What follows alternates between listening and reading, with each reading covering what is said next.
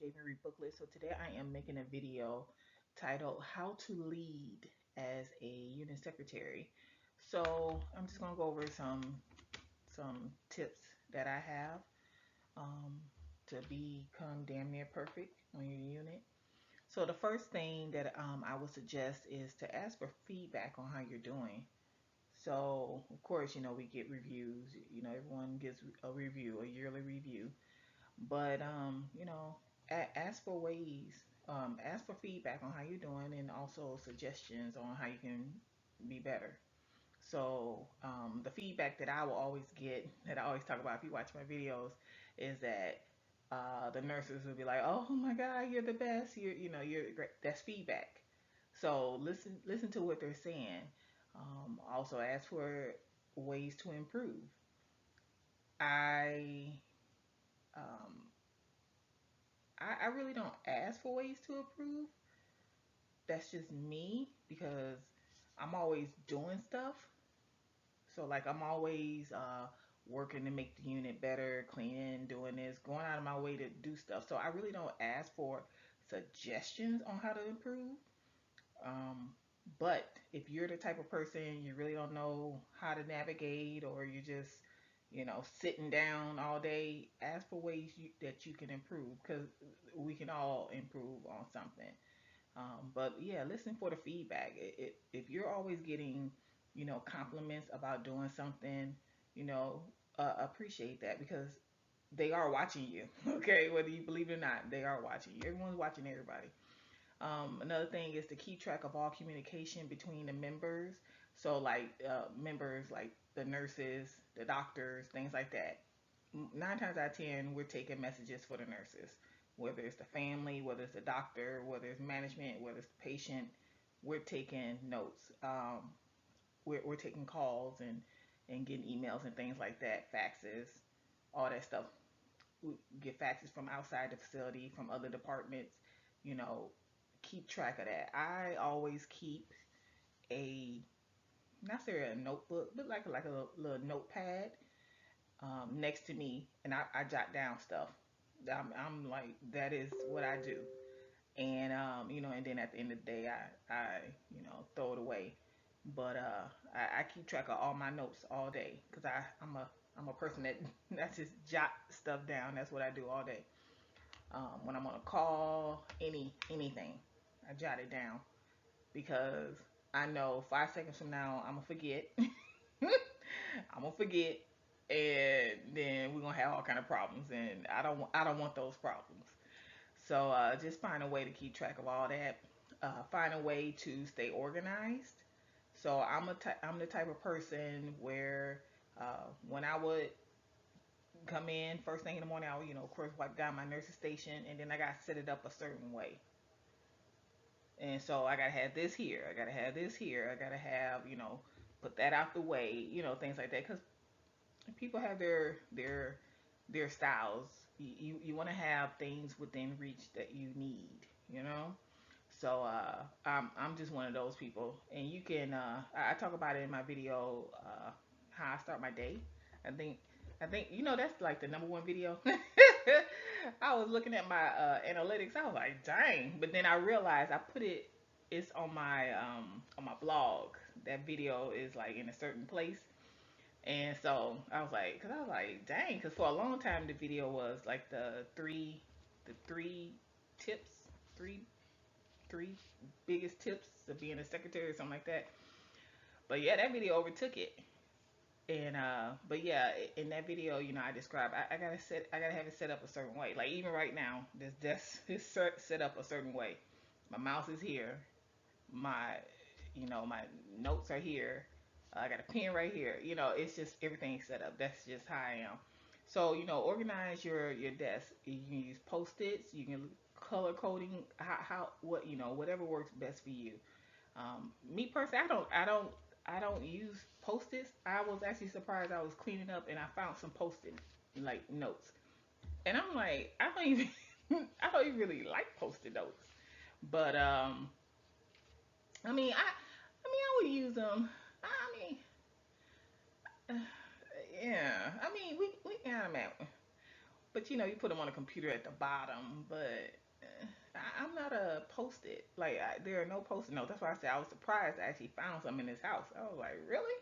Where I get these from? But I probably bought them a long time ago. But I like I said, I use a notepad instead of post-it notes. But find out whatever works best for you, and organize your desk. Also, know your role in the organization's mission. So every facility should have a mission statement. Okay, and if they don't, I don't know why, but most of them have a mission. Some are patient safety, patient care, community outreach, whatever. So every hospital has a mission. You should know what that mission is. You should also know your role within that organization, and as far as the mission, you should know your role. You can also five serve as a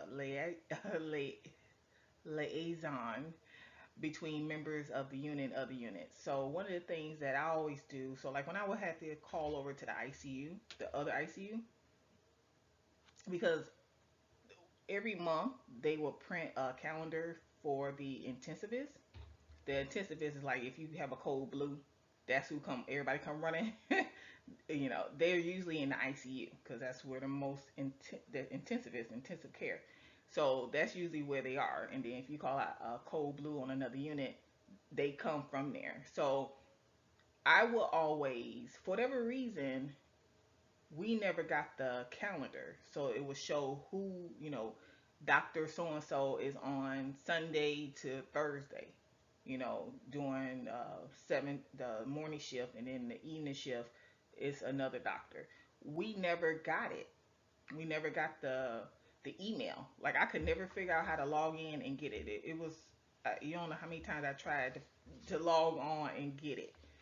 And so we would always have to call the other ICU and have them fax over the the calendar so we can put it up on the wall so we know who it is. In case we have a cold blue, we know who to call. Or if a patient is starting to go down, starting to crash, we can call the doctor before we have to call the cold blue. So I will always call over there.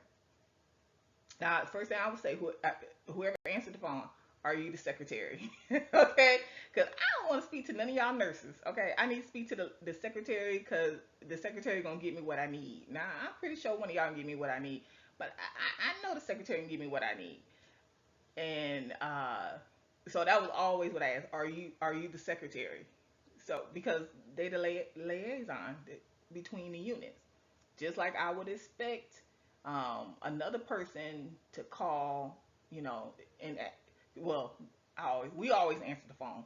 The thing about that other ICU is their secretaries didn't really answer the phone, which was weird. Because 9 times out of 10 they had to transfer me. They put me on hold and then go get the secretary because the nurses always answer the phone. The secretary didn't, and I talked about that in other videos where the phones rang because the secretary, because the ICU over there, it was like 3 units, 3 separate units, and but they sometimes they had 2 secretaries, sometimes they had one, and so the big part is where the phone rang, and like that was in the back, and then the side unit, the one side because there was another side, there's three. So the phone rang in the back, but the secretary sat on the side. Okay, and I remember when I used to float over there, I'd be like, "Do you want me to transfer, forward the calls over here so I can answer them?" And the charge nurse was like, "No." So so that's why whenever I would call, I'm like, "Why would you not want the?" Anyway, but so that's why whenever I would call over there, I knew the chances of me getting a nurse was like 90%. That's 9 times out of 10 because the phone's gonna ring back there. I mean, it could ring on the side, but more likely gonna ring in the back, and then when the nurse is gonna answer it instead of having it where the secretary. But I don't know. That's what they did, and so that's why I will always ask, "Are you the secretary?" And of course, 9 times out of 10, it wasn't. and then they would put me on hold, and so then I would ask them to fax it to me. But you know, be a liaison between other units. Same thing when we had this thing we had this thing about our charts. Okay, so in the hospital, all the charts were the same color. Okay, they were all the same color, and then they were all like this dirty, dusty blue, dark blue that they had forever. Okay, the nasty charts were just nasty. So when our director first, well actually she started as we got hired at the same time, and she was the manager, but then she became the director because the director had a heart attack, and then she became, and then she became VP. But we only had all that long. So she, because we were talking, I guess one day me and she heard us secretary. This is why I was on the main floor. She heard us secretaries talking about how dirty and dusty the charts were. Like, ugh. So she ordered us some new charts that was a different color. Okay. So everybody else in the hospital had those old dirty, dusty, dark, been around forever charts, like the patient charts. And we had these brand new, different color charts. So everybody, all the other units had to. So every unit had their own color, right? And so every unit, because after they saw, well, why they got new different colored charts. Okay, so every unit, so all the directors ordered different colors, right? So we knew what color. So this color chart belongs to this unit, okay, and this color chart belongs to this unit. And so, and when I went over to the ICU, they had new charts because we started it on the main unit. So then when I went over to the ICU, we had a certain color, but our color was the same as the PICU. I don't think, uh, yeah, PICU was that color. I can't remember what color maternity was. I I can't. I think they. I can't even remember what color theirs were. But PICU was the same color, so we had the same color as PICU. But we didn't change charts. You know what I'm saying? Like we didn't bring a patient from PICU to the ICU. We didn't do that because that was a baby. We didn't do that. So we never really had an issue with our charts. But like, of course, we would transfer patients to other floors, so we would have to go get our charts. And people were serious about their charts. Like the secretaries were serious about their charts.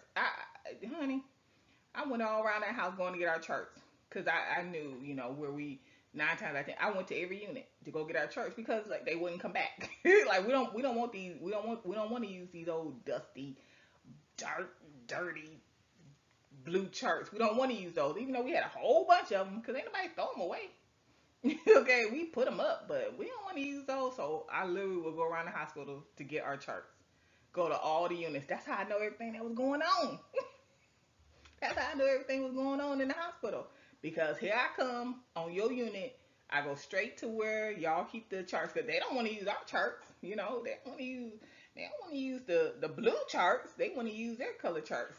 So they put them up, and then of course I get to talking to the secretaries and I find out all the business.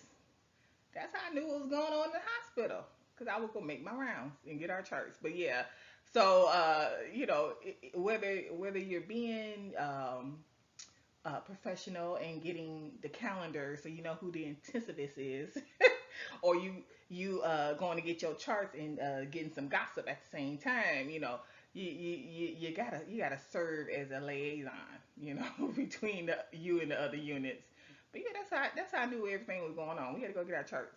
Like, cause they didn't want to use our charts, and we didn't want to use their charts. But that's exactly how all that happened, because we got a new director when I was on the main floor. Another thing is to send out reminders about upcoming meetings, events, things going on. Um, we and the reminder could be, well, of course, on the ICU. The ICU is small, so we just tell them, when we doing shift change. That's what that was our reminder. telling everybody, or if we got a meeting, because we would have our meetings, yeah, because we would have our meetings during like change of shift in the ICU. We would just sit there at the nurse station, and so from like what 6:45 to, well, I guess a little bit, cause night shift come in early. Night shift come in early. Night shift be there at 6. I'm like, y'all need to get a life. Okay, I'm sorry for y'all people that work night shift. Cause my mama's the same way. She worked night shift. She be at work early. I'm like, why? I wish I would. I wish I would be at work early for no reason, and I'm not getting paid. No, I don't think so. But I understand you got to fight that traffic, so I totally understand it. And night shift, they all be smelling good and got their face on, got their makeup, and they got some good rest. Okay, cause 5 or 6 o'clock in the morning, he ain't gonna get no makeup. He ain't gonna be smelling good. He ain't gonna be done. They be cute. I ain't gonna even lie though. I be hating. But so we will always do our meetings. Yeah, so they would do a quick shift change, and then we would have our meeting. So of course, we would just remind them, hey, on Tuesday or on Thursday we're gonna have a meeting.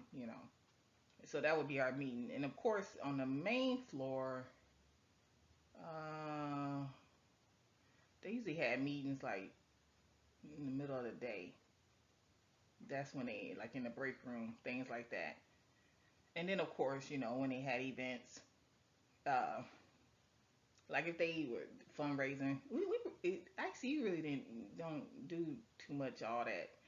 We don't. ICU is separate. It's like it's part of the hospital, but it ain't. They just don't be bothered with the rest of the hospital. So that's just how it is. Um, and then the last one is find out what's going on with your coworkers in their private life. Now I ain't saying to be all up in their business, but I'm just saying, if you have people who, like we had a nurse, her grandmother, I mean not her grandmother, her mother had, was it her mother? Yeah, I think it was her mother, had Alzheimer's, so she was per diem. Well, no, I think she was part time, so she worked twice a week. Uh, was she part time? She might have been. Maybe she tried to be part. I can't remember if she was part time or per diem, but she had a mother that had Alzheimer's. So just.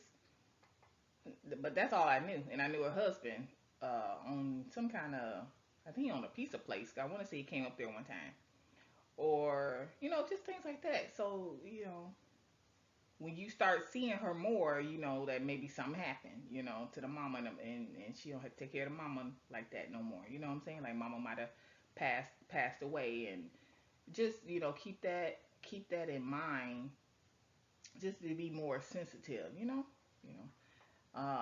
Cause I always remember that. I always, she had that mama. Her mama had Alzheimer's, and she worked per diem for that reason, to take care of her mom. And then, but no, no, like I said, I ain't saying be all in people business. Now, y'all do know people be telling all their business, which I don't understand. Cause like the only thing you gonna know about me is I have a mother, I have a sister, and I have nephews. That's all you gonna know about me. You ain't gonna know about no man. You ain't gonna know. Okay.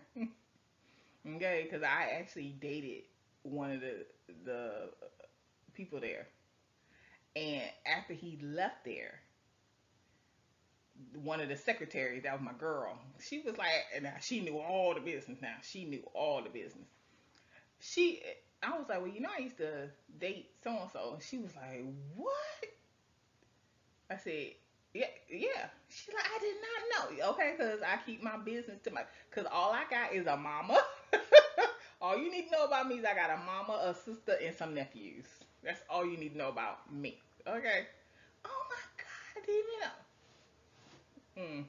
Okay, that's all you need to know about me. So, but certain things, I don't think that's a issue to know. Like I said, some people tell all their business. I don't need to know you got marital problems. I don't need to know. Now, if he put hands on you, let me know so that if I see him, okay, I can call security quick and in a hurry. But if y'all just keeping up drama, I don't want to hear all that. Don't bring that up. You know what I'm saying? Like if you get abused and the chance he can come up here act a fool, let me know. All right. But if y'all just at the house fussing and fighting, keep that to yourself. So there is a line where I think it would be good to know what's going on in your coworker's life, and then some of them they ain't gonna tell you nothing. Okay, they don't even talk. Okay, and that's fine. That's okay. Now, because I know some people are chatty and they like to be in everybody's face and hi, oh my god, and then some people they just don't. They don't say nothing. Like the one lady that was she was CNA when I was on the main floor, and then I transferred over to the ICU, and I came back one day years later, and she was a nurse, and I almost fell out. I was like, "You were in nursing school the whole time?" Like, because she never said nothing. I couldn't tell you nothing about her. I couldn't tell you nothing about her except she was quiet. I couldn't tell you about no husband, no children, nothing. Okay, and that's how some people like it. And then some people, they just tell you enough, and then some people tell you too much, all their business. I don't understand that. But, and the reason why, because, with me, I'm not going to say too much about my family. Like, if you ask me, I got a mother, I have a sister, and I have nephews. No nieces, just nephews. That's all I got in this world. Even though I got like 1,000 cousins and uncles and stuff like that. But that's all you need to know.